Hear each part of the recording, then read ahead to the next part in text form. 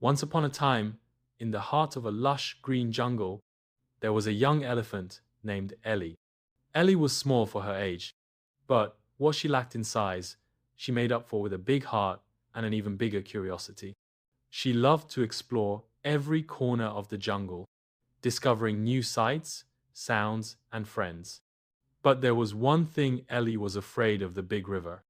The big river stretched far and wide across the jungle, and it was said that no one had ever crossed it, not even the oldest elephants.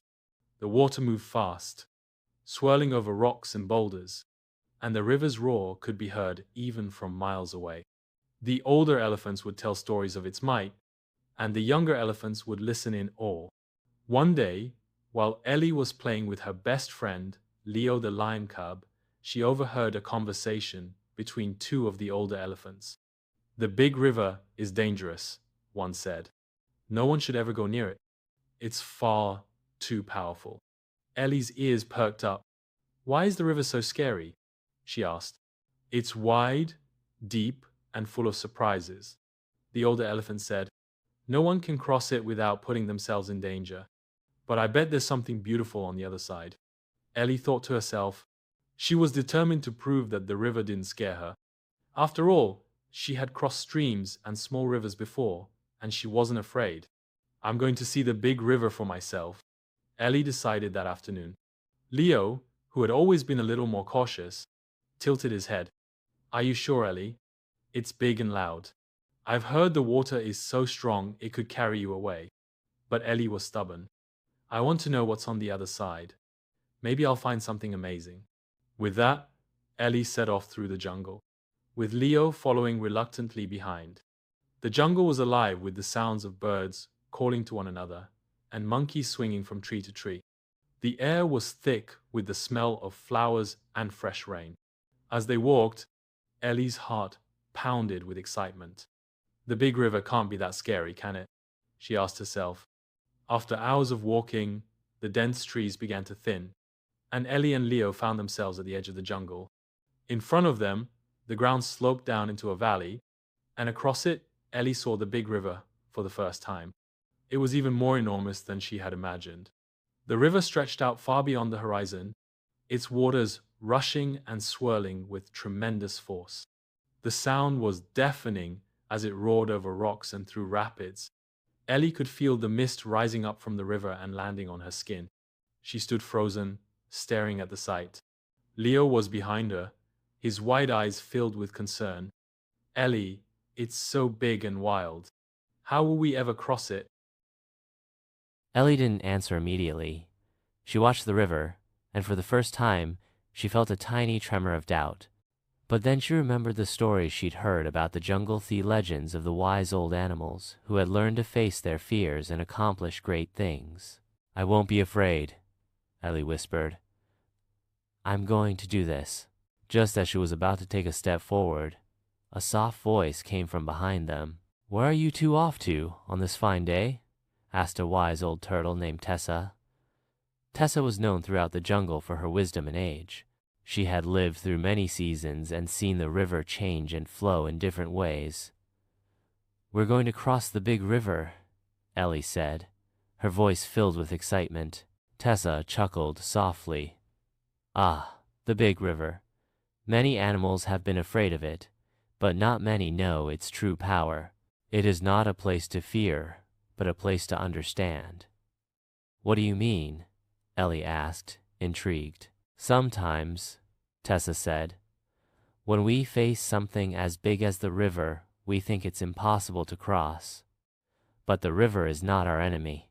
It teaches us to be patient, to understand the strength we have inside us, and to trust in the world around us. If you wish to cross, you must do it with respect and care." Ellie thought about Tessa's words for a moment. "I'm not afraid," she said again, though she wasn't entirely sure if that was true anymore. But she was determined. "I want to cross the river. I want to see what's on the other side." "Very well," Tessa said. "But remember, the river is powerful. Listen to its sound. Feel its current. Trust your instincts, and it will guide you."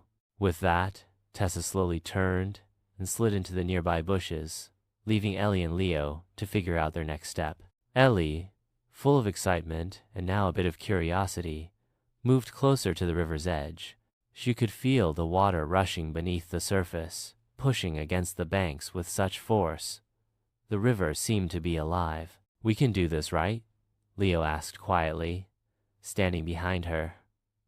Ellie turned to her friend and smiled. "Yes, we can." They looked around and saw that the river was wide, with no bridges or clear paths. The water was so fast, it didn't seem safe to jump or swim. But then, Ellie noticed something. It was a large fallen log, stretching from one side of the river to the other, like a natural bridge. "This could work," Ellie exclaimed. "We can walk across the log." Leo stared at the log, still a little nervous. "But what if it's not strong enough? What if we fall in?" Ellie felt a surge of determination. "We have to try. We'll take it slowly, step by step." Ellie took the first step onto the log, carefully balancing herself with her trunk. Leo followed closely behind, his paws gripping the bark tightly. The log creaked and wobbled slightly under their weight, but it held steady. They both stopped and breathed in deeply, feeling the rush of the water below them. Halfway across, Ellie looked down. The water churned beneath her, rushing so fast she could hardly see the rocks below. For a moment, she felt her heart race and her legs tremble. But then she remembered what Tessa had said, "Trust your instincts." Taking a deep breath, Ellie looked straight ahead and kept moving. She didn't look down again. Slowly but surely, they made it across, one careful step after another. When they finally reached the other side, Ellie let out a triumphant trumpet, her voice echoing through the jungle. "We did it, Leo." Leo jumped around, his tail wagging excitedly. "We crossed the big river! We made it!" The other side of the river was even more beautiful than Ellie had imagined. The trees were taller, their leaves a deeper green, and the flowers were brighter than ever. There were sweet fruits hanging from the trees, and colorful butterflies danced in the air. It was a hidden paradise. For the rest of the afternoon, Ellie and Leo explored the new side of the jungle, marveling at the wonders they found. They played and laughed, knowing they had done something no one thought possible. When they finally returned home, they shared their story with the other elephants. "We crossed the big river," Ellie exclaimed, her eyes shining with pride. The older elephants were amazed. "How did you do it?" they asked.